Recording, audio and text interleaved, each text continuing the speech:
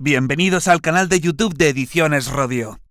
Aquí encontrarás vídeos especializados en cada tema. Si te gusta nuestro contenido, no olvides suscribirte, darle a me gusta y comentar tu experiencia. Gracias por elegirnos en tu camino hacia el éxito.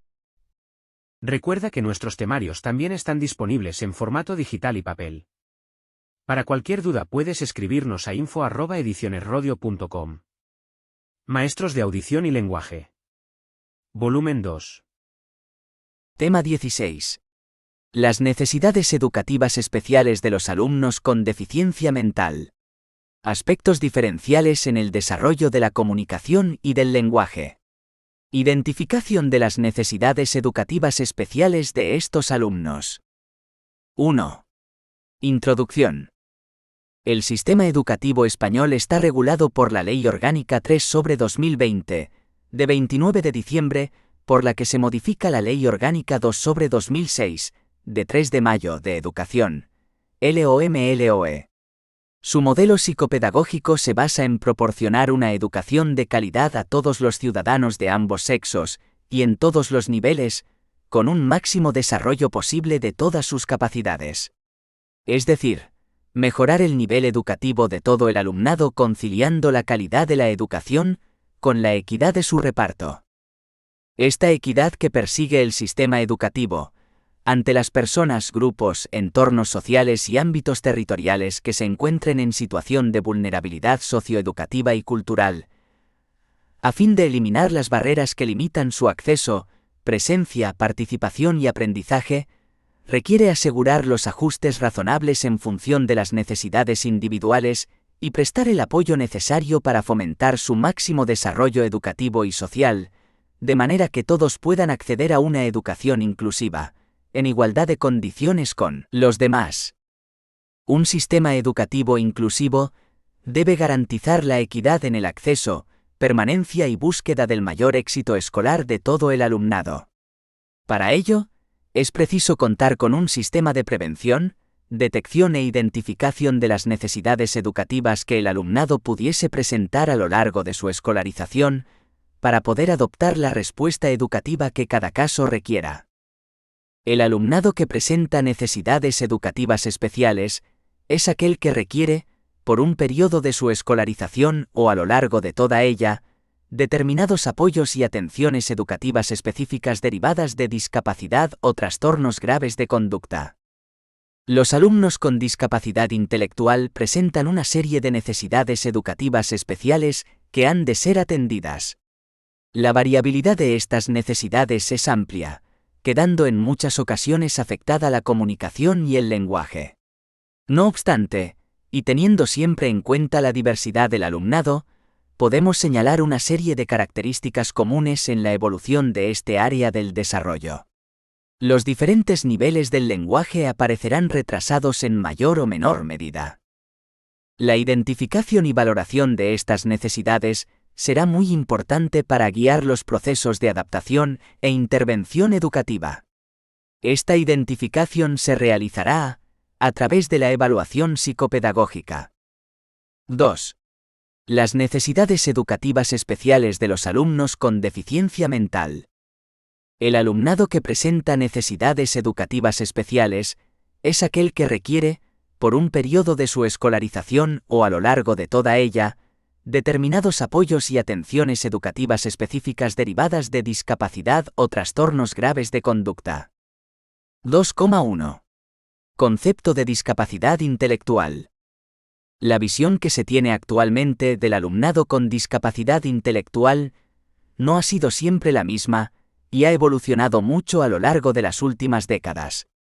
No hace muchos años, a los discapacitados mentales se les consideraba personas peligrosas socialmente, por lo que se les ocultaba. Estas ideas fueron consecuencia de la falta de conocimiento que sobre estas personas tenía la sociedad en general, extensible, además, a las propias familias de estos alumnos. Esta visión ha evolucionado en gran medida, gracias a las investigaciones realizadas en los campos de la psicología, la pedagogía y a todos esos estudios disciplinarios que se promueven con respecto a todas las discapacidades. El estudio científico de la discapacidad mental comenzó en el siglo XIX. Seguin publicó la primera obra sobre la discapacidad mental diferenciándose de la demencia. A principios del siglo XX, con la creación de los test de inteligencia, se difundió el criterio psicométrico en la definición, según el cual el sujeto con déficit mental es aquel con una puntuación del coeficiente intelectual por debajo de 2, o más desviaciones típicas de la media fijada para la población. El concepto de discapacidad mental no puede estar sujeto a un solo tipo de medio, porque ningún tipo de medio es perfecto ni todos somos iguales. Otra definición más operativa es: el discapacitado mental es el sujeto con un funcionamiento intelectual por debajo de lo normal, que se manifiesta durante el periodo evolutivo y está asociado con un desajuste del comportamiento. Crossman. La Asociación Americana de Discapacidad Intelectual y Discapacidades del Desarrollo, American Association on Intellectual and Developmental Disabilities, AIDD, la considera como una discapacidad caracterizada por limitaciones significativas en el funcionamiento intelectual y en la conducta adaptativa, que se manifiesta en habilidades adaptativas conceptuales, sociales y prácticas. Esta discapacidad comienza antes de los 18 años. Lucaso-Nichols, 2002. Esta misma asociación recoge en su 11ª edición, 2010, la siguiente definición de discapacidad intelectual. La discapacidad intelectual se caracteriza por limitaciones significativas tanto en funcionamiento intelectual como en conducta adaptativa, tal y como se ha manifestado en habilidades adaptativas, conceptuales y prácticas. Esta discapacidad se origina antes de los 18 años. La discapacidad intelectual no debe entenderse como un elemento propio únicamente de la persona. Debemos considerar la discapacidad como una expresión de la interacción entre la persona y el entorno. Se comienza a entender la discapacidad como un estado de funcionamiento de la persona, dejando por tanto, de identificarla como una característica de la misma. Ya no se entiende como tener un color u otro de ojos, sino como estar o no delgado, ya que esta característica no es permanente o inamovible y puede variar significativamente en función de los apoyos que reciba la persona. Esta definición va acompañada de unas premisas que clarifican el concepto. Las limitaciones en el funcionamiento presente deben considerarse en el contexto de ambientes comunitarios típicos de los iguales en edad y cultura. Una evaluación válida tendrá en cuenta la diversidad cultural y lingüística, así como las diferencias en comunicación y en aspectos sensoriales, motores y conductuales. En una persona, las limitaciones coexisten habitualmente con capacidades. Un propósito importante de la descripción de limitaciones es el desarrollo de un perfil de necesidades de apoyo. Si se mantienen apoyos personalizados apropiados durante un largo periodo, el funcionamiento en la vida de la persona con discapacidad intelectual generalmente mejorará. El constructo actual ve la discapacidad como el ajuste entre las capacidades de la persona y el contexto en que ésta funciona. El funcionamiento intelectual está relacionado con las siguientes dimensiones, definidas dentro del modelo teórico de discapacidad intelectual. Lucaso-Nichols, 2002. Habilidades intelectuales. La inteligencia se considera una capacidad mental general que incluye razonamiento, planificación, solución de problemas, pensamiento abstracto, comprensión de ideas complejas, rapidez en el aprendizaje y aprender de la experiencia. Conducta adaptativa, conceptual, social y práctica. Es el conjunto de habilidades conceptuales, sociales y prácticas aprendidas para funcionar en su vida diaria. Las limitaciones en la conducta adaptativa afectan tanto a la vida diaria como a la habilidad de responder a cambios vitales y a demandas ambientales. Participación, interacciones y roles sociales. Los ambientes se conceptualizan como los lugares específicos en los cuales un alumno o alumna vive, juega, trabaja, se socializa e interactúa. Los ambientes positivos fomentan el crecimiento, desarrollo y bienestar del individuo. Es dentro de tales lugares en los que este alumnado, con mayor probabilidad, experimenta participación e interacciones y asume uno o más roles sociales valorados. Salud, salud física, salud mental, etiología. Entendemos la salud referida al bienestar físico, psíquico y social. Las condiciones de salud pueden tener un efecto facilitador o inhibidor en el funcionamiento humano, afectando a las otras 4 dimensiones. Contexto, ambientes y cultura. Describe las condiciones interrelacionadas dentro de las cuales el alumnado vive su vida cotidiana. Desde una perspectiva ecológica, Bronfenbrenner, 1979, engloba 3 niveles. Microsistema, espacio social inmediato, individuo, familiares y otras personas próximas. Mesosistema, vecindad, comunidad y organizaciones que proporcionan servicios educativos, de habilitación o apoyos. Macrosistema, patrones generales de la cultura, sociedad, grandes grupos de población, países o influencias sociopolíticas. La discapacidad es la expresión de limitaciones en el funcionamiento individual dentro de un contexto social y representa una sustancial desventaja para el alumnado. El contexto debe ser predictible y promover la estabilidad, proporcionar oportunidades y potenciar el bienestar. 2,2. Clasificación de la discapacidad intelectual. La Asociación Americana de Discapacidad Intelectual y Discapacidades del Desarrollo propone una clasificación de la discapacidad intelectual tomando como referencia el nivel de inteligencia medida, y es la que sigue. Discapacidad intelectual leve. Se incluye en la misma al alumnado cuya puntuación en CI, sin llegar a 55 a 50, se sitúa por debajo de 75 a 70, unas 2 desviaciones típicas por debajo de la media, con un error de medida de aproximadamente 5 puntos. Acerca de ese tramo límite por arriba, en el DSM y VTR, se indica que se podría diagnosticar discapacidad leve con un cociente intelectual entre 70 y 75, si existe déficit significativo en conducta adaptativa, pero no cuando no exista. El alumnado con discapacidad intelectual leve supone, aproximadamente, un 85% de los casos de discapacidad intelectual. Por lo general, suelen presentar ligeros déficits sensoriales y o motores. Adquieren habilidades sociales y comunicativas en la etapa de educación infantil y adquieren los aprendizajes instrumentales básicos en la etapa de educación primaria. Discapacidad intelectual moderada. Se incluye en la misma al alumnado cuya puntuación en CI se sitúa en el intervalo de entre 55 a 50 y 40 a 35. La conducta adaptativa de este alumnado suele verse afectada en todas las áreas del desarrollo. Suponen alrededor del 10% de toda la población con discapacidad intelectual. El alumnado con este tipo de discapacidad suele desarrollar habilidades comunicativas durante los primeros años de la infancia y, durante la escolarización, puede llegar a adquirir parcialmente los aprendizajes instrumentales básicos.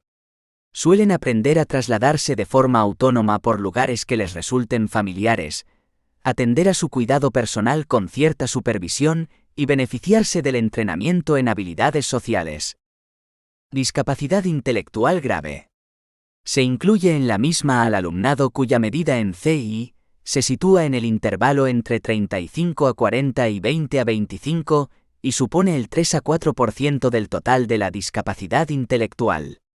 Las adquisiciones de lenguaje en los primeros años suelen ser escasas, y a lo largo de la escolarización, pueden aprender a hablar o a emplear algún signo de comunicación alternativo.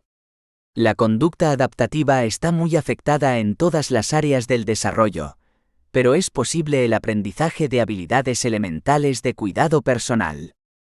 Discapacidad intelectual profunda, pluridiscapacidad.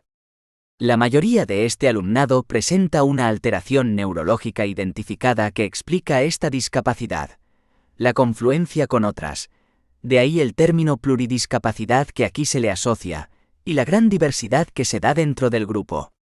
Por este motivo, uno de los ámbitos de atención prioritarios es el de la salud física. La medida del CI de este alumnado queda por debajo de 20 a 25, y supone el 1 a 2% del total de la discapacidad intelectual.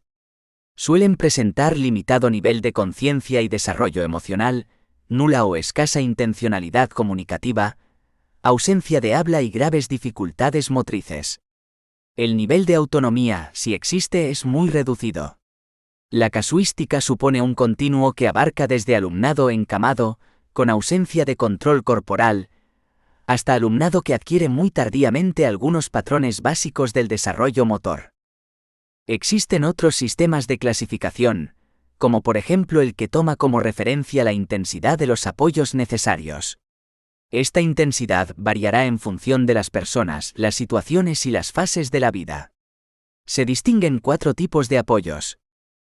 Intermitente. Apoyo cuando sea necesario. El alumno o alumna no siempre requiere de él, pero puede ser necesario de manera recurrente durante periodos más o menos breves. Pueden ser de alta o baja intensidad. Limitados. Intensidad de apoyos caracterizada por su consistencia a lo largo del tiempo. Se ofrecen por un tiempo limitado pero sin naturaleza intermitente. Preparación e inicio de una nueva actividad, transición a la escuela al instituto en momentos puntuales. Extensos. Apoyos caracterizados por la implicación regular en al menos algunos ambientes y por su naturaleza no limitada en cuanto al tiempo. Generalizados. Apoyos caracterizados por su constancia, elevada intensidad y provisión en diferentes ambientes. Pueden durar toda la vida. 2,3. Necesidades básicas de la discapacidad intelectual. A continuación se detallan necesidades educativas que derivan de las principales características del alumnado con discapacidad intelectual. Discapacidad intelectual leve. Necesidades corporales y motrices. Por lo general no precisan atención especial en estos aspectos. Necesidades en la autonomía, aspectos personales y sociales. Programas específicos, cuando sea preciso para el aprendizaje de habilidades concretas. Propiciar las condiciones adecuadas en ambientes, situaciones y actividades en las que participen, para que puedan asumirlas con garantías de éxito. Evitar la sobreprotección, dar solo el grado preciso de ayuda. Nivel adecuado de exigencia. Posibilitar experiencias que favorezcan la autodeterminación. Búsqueda expresa de entornos sociales adecuados en los que se consiga una participación efectiva. Mediación de la persona adulta y concienciación de los iguales para conseguir una adecuada dinámica de grupo en los ámbitos en los que se integran. Necesidades cognitivas. Realizar los ajustes precisos del currículo ordinario, contenidos, actividades, formas de evaluación, metodología, y cuando sea preciso la adaptación curricular correspondiente. Facilitar la discriminación y el acceso a los núcleos de aprendizaje, instrucciones sencillas, vocabulario accesible, apoyo simbólico y visual. Partir de lo concreto. Aspectos funcionales y significativos, enfatizar el qué y el cómo antes que el por qué. Asegurar el éxito en las tareas, dar al alumno y a la alumna las ayudas que necesite y administrarlas de forma eficaz. Necesidades en la comunicación y el lenguaje. Utilizar mecanismos de ajuste, empleo de lenguaje correcto, sencillo, frases cortas, énfasis en la entonación, adecuados al nivel de desarrollo. Empleo en situaciones funcionales de estrategias que favorezcan el desarrollo lingüístico, extensión, expansión, feedback correctivo. Sistemas de facilitación, como apoyos gráficos o gestuales. Práctica y aplicación sistemática de giros, construcciones, que ofrezcan dificultad. Trabajar, independientemente del método de lectura que se emplee, global o fonético, los procesos de análisis-síntesis. Primar el enfoque comprensivo frente al mecánico, desde el inicio del aprendizaje de la lectoescritura. Discapacidad intelectual moderada. Necesidades corporales y motrices. Por lo general no precisan atención especial en estos aspectos. Necesidades en la autonomía, aspectos personales y sociales. Programas específicos y funcionales para las aptitudes a desarrollar, que procede sean aplicados en entornos naturales. Control de las condiciones ambientales para facilitar la adaptación. Empleo de técnicas de modificación de conducta cuando sea preciso. Sintonía emocional y adecuado nivel de exigencia por parte de las personas adultas. Aprendizaje y puesta en práctica de los usos sociales propios de los entornos en los que se desenvuelven. Búsqueda expresa de actividades y entornos en los que puedan interactuar socialmente. Necesidades cognitivas. Incluir en la adaptación curricular los ajustes precisos de los elementos curriculares, objetivos, contenidos, actividades, metodología. Diseño y disposición intencional de los contenidos y condiciones de aprendizaje. Partir de sus intereses y preferencias. Procurar situaciones y materiales que les resulten atractivos. Empleo de técnicas de secuenciación, modelado, encadenamiento. Uso adecuado de estrategias de ayuda, físicas, sensoriales, gestuales, orales. Recursos intuitivos, secuenciales y sensoriales. Apoyos visuales, marcadores espacio-temporales. Aprendizaje de rutinas y habilidades concretas en sus entornos naturales. Necesidades en la comunicación y el lenguaje. Estimular el desarrollo del lenguaje oral en todas sus dimensiones, forma, contenido y uso, y en su vertiente comprensiva y expresiva. Atención directa por parte del maestro o maestra de audición y lenguaje. Intervención desde un doble enfoque. Actividades de tipo formal, ejercicios de lenguaje dirigido y funcional, situaciones comunicativas. Utilizar de forma sistemática mecanismos de ajuste, empleo de lenguaje correcto, sencillo, frases cortas, énfasis en la entonación. Empleo en situaciones funcionales de estrategias que favorezcan el desarrollo lingüístico, extensión, expansión, feedback correctivo. Facilitación por medios gráficos y gestuales. Uso, cuando sea preciso, de sistemas aumentativos de comunicación para favorecer el desarrollo. Aprendizaje de la lectura por medio de métodos globales de palabra. Emplear, si fuese preciso, técnicas de lectura funcional, etiquetas, rótulos, iconos. Discapacidad intelectual grave. Necesidades corporales y motrices. Atención a posibles cambios, regresiones, alteraciones, etc., en aspectos relacionados con la salud. Desarrollo de distintas habilidades propias de la motricidad general y fina, siguiendo las pautas evolutivas. Intervención específica de fisioterapia en el caso de trastornos motores asociados. Realización de diversos juegos de movimiento para adquirir conceptos básicos, temporales, espaciales. Adquisición de rutinas motrices en los desplazamientos, bajar escaleras alternando los pies. Necesidades en la autonomía, aspectos personales y sociales. Adquisición de habilidades relacionadas con las necesidades básicas de aseo, higiene, vestido, alimentación, estableciendo rutinas y técnicas y estrategias de enseñanza específicas, modelado, moldeamiento, encadenamiento hacia atrás. Desarrollo sistematizado de la percepción de sensaciones corporales relacionadas con el aseo y la higiene personal. Necesidades cognitivas. Desarrollo de habilidades básicas de percepción, atención y memoria. Establecimiento de relaciones de causa-efecto entre sus acciones y las consecuencias que éstas producen en el medio. Desarrollo de las capacidades de anticipación y predicción de sucesos habituales y rutinarios. Puesta en marcha de estrategias de generalización de los aprendizajes. Necesidades en la comunicación y el lenguaje. Desarrollo de habilidades de comunicación, potenciando fundamentalmente los aspectos pragmáticos en relación a la intencionalidad y a las funciones comunicativas básicas en contextos significativos. Desarrollo progresivo de los aspectos semánticos, léxico y roles semánticos y de aspectos morfosintácticos. Aprendizaje de un sistema aumentativo o alternativo de comunicación cuando se considere necesario. Participación activa en diversas situaciones de interacción con personas adultas y con iguales. Desarrollo de habilidades sociales adaptadas a estas situaciones. Desarrollo progresivo de habilidades de competencia e independencia personal. Discapacidad intelectual profunda. Necesidades corporales y motrices. Atención médico-farmacológica. Cuidados en relación a enfermedades frecuentes.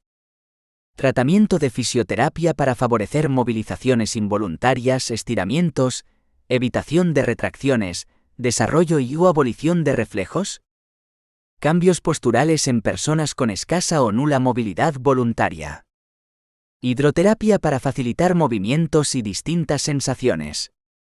Necesidades en la autonomía, aspectos personales y sociales. Supervisión y ayuda permanente en todos los aspectos relacionados con la autonomía personal y el autocuidado. Cuidados físicos en el aseo, higiene personal, alimentación. Necesidades cognitivas. Estimulación sensorial, visual, auditiva, olfativa, gustativa, táctil, cinestésica. Estimulación basal, somática, vibratoria, vestibular. Necesidades en la comunicación y el lenguaje. Respuesta a señales emitidas por el niño o niña, atribuyéndoles intencionalidad comunicativa. Claves o ayudas del medio para favorecer la comprensión de mensajes y situaciones. Aprovechamiento y creación de situaciones reales de interacción en todas las actividades habituales. Alimentación, aseo, vestido, estimulación sensorial, fisioterapia. 3. Aspectos diferenciales en el desarrollo de la comunicación y del lenguaje. 3,1. Comunicación y lenguaje. Los aspectos diferenciales en el desarrollo de la comunicación y el lenguaje de los alumnos que presentan discapacidad mental son: discapacidad intelectual leve. Desarrollo del lenguaje oral siguiendo las pautas evolutivas generales, aunque con retraso en su adquisición. Lentitud en el desarrollo de habilidades lingüísticas relacionadas con el discurso y de habilidades pragmáticas avanzadas o conversacionales. Tener en cuenta a la otra persona, considerar la información que se posee, adecuación al contexto. Dificultades en comprensión y expresión de estructuras morfosintácticas complejas y del lenguaje figurativo. Expresiones literarias, metáforas.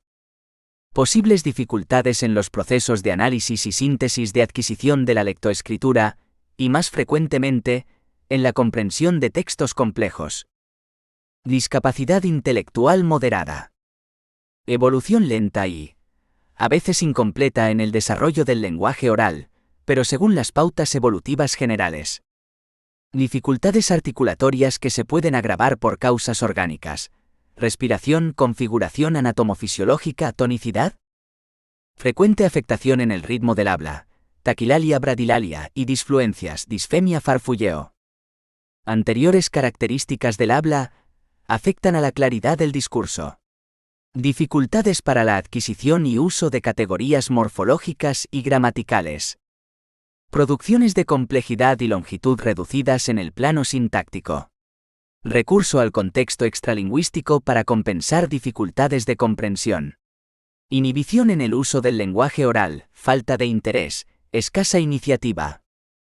Con frecuencia adquieren niveles básicos de lectoescritura, al menos en sus aspectos más mecánicos. Discapacidad intelectual grave. Retraso en la adquisición del lenguaje. Durante los primeros años el lenguaje comunicativo es escaso o nulo. Emisión tardía de las primeras palabras. El desarrollo fonológico en general sigue las etapas evolutivas, si bien no llega a completarse. Uso de numerosos procesos de simplificación del habla, omisiones, sustituciones, asimilaciones. Dificultades en la comprensión, adquisición y uso de los elementos morfosintácticos como género, número, tiempos y flexiones verbales. Retraso y lentitud en adquisición de léxico. Puede llegar a usar funcionalmente un lenguaje con vocabulario y estructuras sintácticas muy elementales. En algunos casos no se adquiere lenguaje oral funcional, aunque puede beneficiarse de la enseñanza de algún sistema aumentativo alternativo de comunicación. Discapacidad intelectual profunda. Nula o escasa intencionalidad comunicativa. En alguna ocasión, pueden reconocer alguna señal anticipatoria. Ausencia de habla. Pueden llegar a comprender órdenes muy sencillas y contextualizadas, relacionadas con rutinas de la vida cotidiana. No llegan a adquirir simbolización. 3,2. Otras áreas del desarrollo. Cuando hablamos de las implicaciones que pueden presentar las personas con discapacidad mental en otras áreas del desarrollo, habrá de considerar a cada alumno y alumna en particular. Esta afectación a otras áreas va a depender de la severidad de la discapacidad cognitiva, del propio niño a su personalidad, el ambiente familiar, el contexto educativo y los recursos y adaptaciones que pongamos a su disposición. No obstante, podemos realizar de forma general una serie de correlaciones con otras áreas. Área cognitiva. Los procesos cognitivos en la discapacidad mental demuestran que las distintas etapas del desarrollo de la inteligencia descritas por Piaget se desarrollan en estos niños siguiendo el mismo proceso que en el niño A con desarrollo normal, con la diferencia de que no se suceden a la misma velocidad, ni se produce el abandono del nivel anterior fácilmente, y a veces se produce un estancamiento duradero. Otros autores como Luria enumeran un cierto número de síntomas que caracterizan el desarrollo cognitivo de los discapacitados mentales, como la rigidez cognitiva, trastornos atencionales, la brevedad en la persistencia de estímulos y el inadecuado desarrollo de la expresión verbal y del lenguaje. En general, en los niños con discapacidad mental, todas las operaciones intelectuales están lentificadas. Sus dificultades son evidentes si se trata de emplear o explicar términos que signifiquen diferencias, comparaciones, relaciones. Asimismo, las nociones de cantidad les presentan obstáculos insuperables. Área socioemocional. En los trastornos del lenguaje, el retraso de este ejerce una influencia negativa en el desarrollo socioemocional de estos niños. Al no poder hacerse comprender o temer la burla de los demás porque no habla correctamente, queda recluido a su medio familiar, único sitio donde se le comprende. Esto dificultará su socialización y autonomía. Sus padres a menudo hablan por él. Las dificultades lingüísticas propician la timidez y la agresividad. La dificultad de explicar a otros sus sentimientos, deseos y temores les deja en manos de la impulsividad y del capricho. La imposibilidad de verbalizar emociones e instintos impide tomar conciencia de ello y, por tanto, socializar. Se comporta como un niño A pequeño, que obedece simplemente a los impulsos primitivos no socializados ni racionalizados. Luria ha señalado la importancia del lenguaje como medio de regulación del comportamiento. En un primer momento es el adulto, mediante la instrucción verbal, el que regula el comportamiento del niño A. Pronto adquiere el dominio de la posibilidad de organizar sus acciones, comienza a representarse él mismo la imagen de su acción futura. 4. Identificación de las necesidades educativas especiales de estos alumnos. Para dar una respuesta educativa eficaz a la variabilidad de necesidades que puede presentar un alumno A con discapacidad intelectual, resulta imprescindible considerar un procedimiento de identificación y valoración de estas necesidades, al que llamamos procedimiento de evaluación psicopedagógica. Una vez concluida la misma, se asegurarán los recursos necesarios para que estos alumnos AS, que requieren una atención educativa diferente a la ordinaria, puedan alcanzar el máximo desarrollo posible de sus capacidades personales y, en todo caso, los objetivos establecidos con carácter general para todo el alumnado. Para el caso del alumnado con discapacidad mental, la evaluación psicopedagógica deberá contemplar, de forma prioritaria, la información relativa a área cognitiva del desarrollo, área de la comunicación y el lenguaje. La evaluación de los alumnos con discapacidad mental se debe hacer desde diferentes perspectivas, para luego modificar las que fuesen necesarias de acuerdo con el programa general de intervención. La evaluación debe comprender varias áreas. Evaluación del área cognitiva. La evaluación del desarrollo cognitivo es imprescindible, y se hará con diferentes test, tanto de tipo psicométricos como de tipo proyectivo. Del tipo psicométrico saldrá el coeficiente intelectual. Los test que suelen ser más indicados son el Terman, WISC y el Brunet-Lezine, ya que en estos está debidamente comprobada su fiabilidad, validez y sensibilidad. Además de estos, será necesario, como dijimos, pasarle otro tipo proyectivo, como el test de la familia. Evaluación del área de la comunicación y el lenguaje. Se realizará una evaluación de la capacidad comunicativa del alumno A con discapacidad mental. Se prestará especial interés en la evaluación de la dimensión comprensiva del lenguaje. En los casos más severos, la falta de capacidad expresiva o comprensiva del lenguaje deberá suplirse con un sistema alternativo o complementario de comunicación. Por tanto, también será importante la valoración detallada de la dimensión expresiva. La capacidad de abstracción del alumno determinará el uso de un sistema u otro. En relación al área suprasegmental del lenguaje se evaluará la fonación, la respiración y la voz. La voz se auscultará tanto hablada como cantada. Se fijará la atención en el tono, intensidad, timbre y duración teniendo en cuenta los cambios bruscos, ruidos y alteraciones, así como la calidad, áspera, monótona, pasiva, etc. El tipo respiratorio, abdominal, medio o clavicular del sujeto lo comprobaremos en reposo, hablando y leyendo. Estas características, en el caso de discapacitados mentales, son difíciles de valorar y más si la evaluación se realiza en edades tempranas. La motricidad facial se podrá evaluar mediante ejercicios de praxias como abrir y cerrar la boca, masticar, hinchar las mejillas, humedecer los labios, poner labios de besar, enseñar los dientes, morderse los labios, sonreír, chupar, soplar, etc. Son frecuentes las malformaciones orgánicas en la lengua. Evaluaremos el tamaño y forma y la habilidad que tiene en ella para tocar con exactitud diferentes puntos. En el área fonológica se realizará tareas para comprobar el grado de adquisición del repertorio fonológico, posibles dislalias y tareas de segmentación fonológica y silábica. La amplitud y comprensión del vocabulario, así como el nivel de vocabulario comprensivo y vocabulario funcional, serán variables a evaluar dentro del área léxica. Igualmente, el área morfológica tendrá en cuenta la complejidad de las construcciones morfosintácticas, número de elementos, relaciones paradigmáticas y sintagmáticas de los elementos, usos verbales, categorías gramaticales, etc. Para concluir el proceso de valoración de la capacidad comunicativa y lingüística de este alumnado, valoraremos el área pragmática del lenguaje.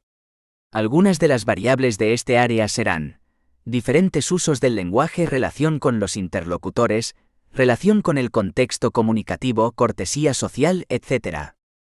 Evaluación del nivel de competencia curricular. La evaluación del nivel de competencia curricular implica determinar lo que es capaz de hacer el alumno en relación con los objetivos y contenidos de las diferentes áreas del currículo ordinario. Se evaluará su nivel real de competencia respecto a los objetivos y contenidos establecidos en las distintas áreas curriculares del ciclo anterior y, en caso necesario, se recurrirá a los de ciclos anteriores del continuo curricular. El proceso de evaluación del nivel de competencia curricular debe tener en cuenta determinar las áreas curriculares sobre las que es preciso realizar una evaluación en profundidad, en las que el niño con deficiencia auditiva tenga más dificultades. Tener en cuenta la situación de partida del alumno. Tener en cuenta el momento en que se realiza la evaluación. Analizar el referente de evaluación. Evaluación del estilo de aprendizaje y motivación para aprender. En este apartado se reflejarán las características individuales con las que el alumno se enfrenta a las tareas, a los contenidos y a las diversas situaciones de la enseñanza-aprendizaje, así como su motivación para aprender.